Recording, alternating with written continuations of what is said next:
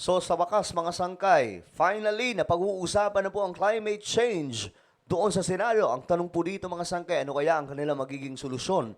Magpapatayo na ba ang ating gobyerno ng mga higanting flood control system?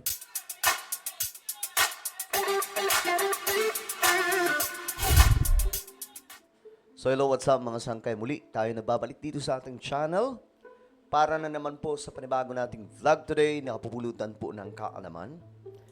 Sa mga solid sangkay dyan, mag-comment po kayo ng hashtag solid sangkay kasama po ang inyong mga lugar para magkakilala po tayo. Sa mga hindi pa po nakakapag-subscribe dito sa ating channel, ayan po, makikita nyo po yung subscribe button sa ibaba, sa ilalim po ng video na to. Check nyo lamang, pindutin nyo po yung subscribe, pindutin nyo po yung bell at pindutin nyo po yung all.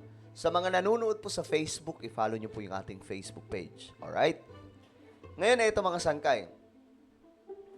Finally, sa wakas mga sangkay, no? Napag-uusapan na sa Senado itong climate change. At ito na nga po lumabas na ang plano.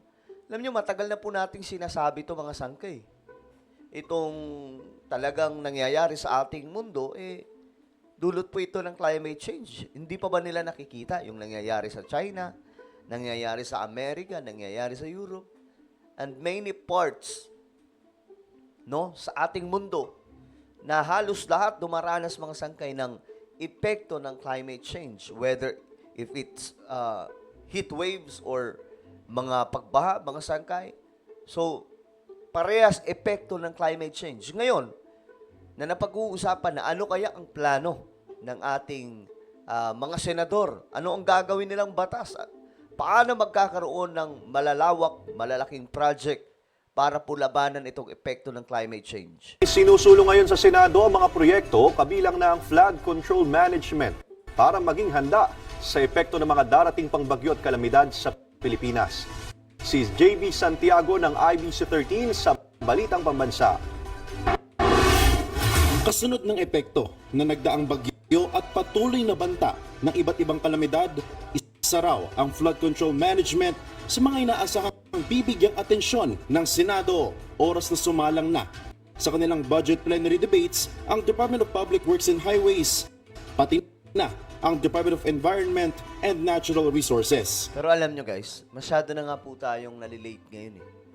Dapat noon pa po ito ginawa, ito mga flood control na malalawak. Kasi, ito maybe, up to now, may debate pa rin po sa mga maka-BBM at maka-Duterte. Ang tanong ng mga anti-government, ito yung mga DDS, sabihin nila, nasaan yung 5,500 flood control ni BBM? Ang tanong naman ng mga BBM supporters, nasaan ang 11,300 mahigit na flood control ni Duterte? Yan po ang mga batuhan na tanong, mga sangkay. Na kung ako ang tatanungin, lahat ng yan, andyan na ipatayo. Pero bakit tayo binabaha? Dahil ang flood control ay hindi na akma sa kung ano pong lakas ang mayroon ngayon itong mga bagyo. Dahil po may climate change. Hindi na mga sangkay, masyado na pong malayo ang narating mga sangkay nitong panahon natin na kung saan may hinaharap po tayong climate change. Yan po dapat ang pagtuunan ng pansin. Kasi halimbawa na lang yung Japan, nagpatayo po sila ng napakalawak po na flood control. Bakit? Nasa ilalim po ng lupa, mga sangkay. Ipunan ng tubig. Doon dadaloy para hindi sila gaanong bahain. Bakit? Kasi matagal na po nilang alam yung tungkol sa climate change. Na matindi nga daw ang magiging epekto nito. So, tayo mga sangkay, gayon pa lang, siguro sa panahon lang po ni PBBM, papatayo itong mga higanting proyekto ng flood control. Kasi mayroon pong, sabi pa nga ni BBM, mayroon pong flood control. The problem is, hindi na talaga kinakaya itong mga ulan kasi malalakas po ngayon. Kita nyo, may bagyong Leon na naman. Pagkakaalam ko, mga sangkay, lalo pong lumakas. No? Sunod-sunod, wala pong pipitsuging bagyo na pumasok sa ating bansa ngayong taon. So talagang ramdam na ramdam po natin yung effect ng climate change. So ito dapat ay isa sa pagtuunan ng pansin ng mga senador at ng buong pwersa ng gobyerno. Principally, DPWH, yes. Pangalawa, marahil ay magiging DENR. Ano nga ba ang projection nila? Ano nga ba kailangan baguhin? Ganyan din ang Climate Change Commission. Kita nyo na? Ngayon lang po mga sanggay. Ngayon lamang po talaga na naungkat ito. Eto, matagal na po natin sinasabi ito. Sana mapag-usapan na sa Senado itong climate change dahil hanggat ang pinag-uusapan dito siraan ng mga politiko dahil sa kakulangan daw po ng gabay o kakulangan ng aksyon. Wala yan. Magmumukhang pampolitika lang yan. Magmumukhang politika lang. While if they will talk about climate change, mga sangkay, mas malalim, mas magkakaroon po ng deeper understanding ang sambayan ng Pilipino. Kaya pala, sobrang lalakas na ng mga bagyo kasi may climate change pala. Ito pala ang dahilan bakit lumalakas ang mga bagyo. O ngayon, ang tanong ng iba, bakit sangkay lumalakas ang bagyo dahil sa climate change? Simple lang. Umiinit ang panahon. May global warming. 'Di ba? Ang global warming, so the more na umiinit ang panahon, ang temperatura, ang init sa karagatan lumalala. Kapag mainit ang karagatan, doon nabubuo yung mga bagyo ng mga malalakas. Yun po yun mga sangkay. Mainit na po ang ating planeta. Yan po ang epekto ng climate change ngayon. Sobrang init na. Ngayon, sabi pa nga ng mga scientists, lalala pa raw po ang init. So, ibig sabihin, lalala ang mga bagyo. Mas magiging delikado. So, sana nga mapag-usapan. May deadline pa naman nito. Ang deadline ng pagsasaayos o paglaban sa climate change, pagpababa ng temperatura, ay up to 2030 lang. So, what if? Ito yung tanong. What if hindi masolusyonan yan? Anong gagawin ng Pilipinas?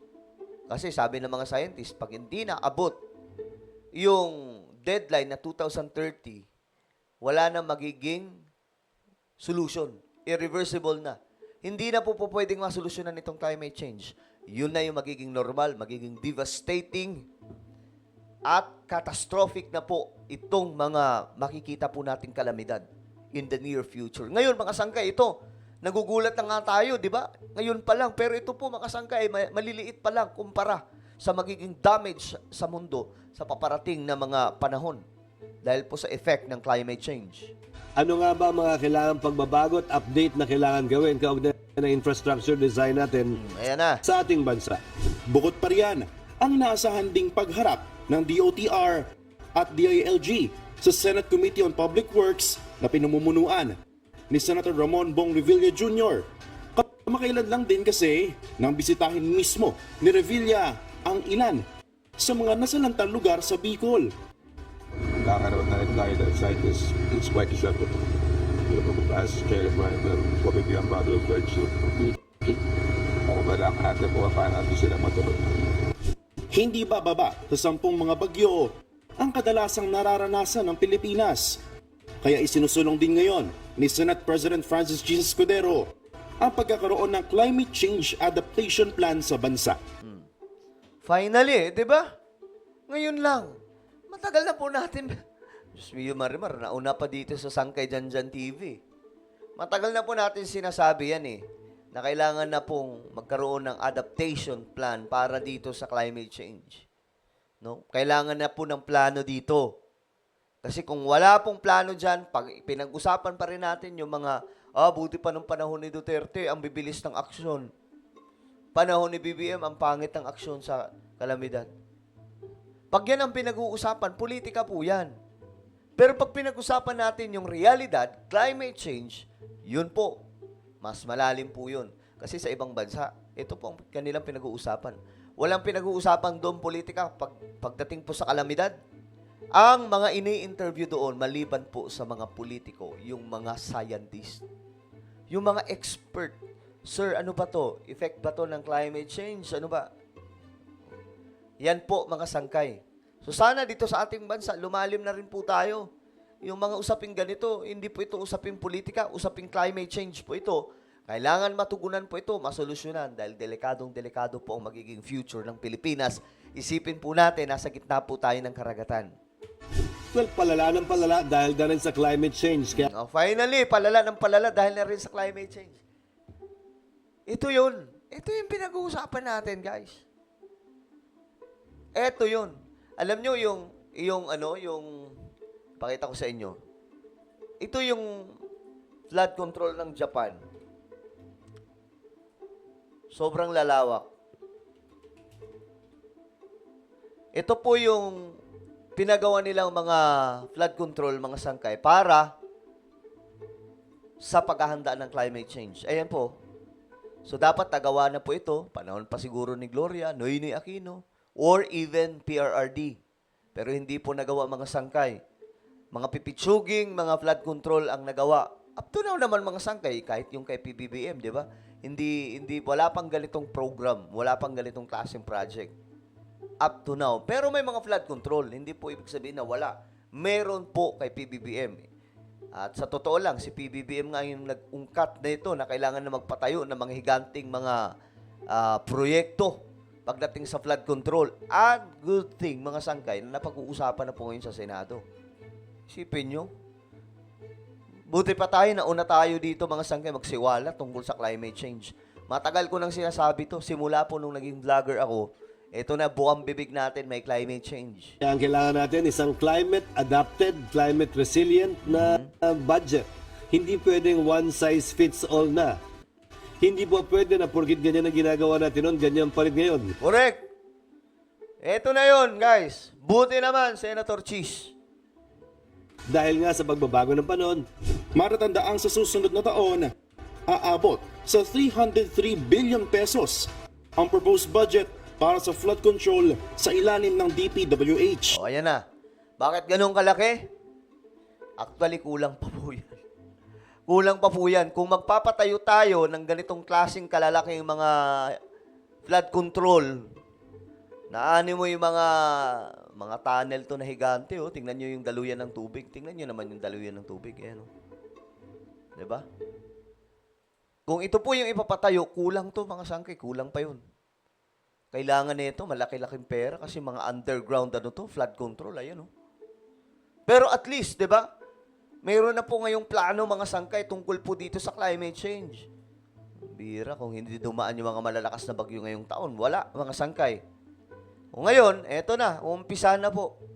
So sana magtuloy-tuloy na 'to kasi delikado po ito mga sangkay.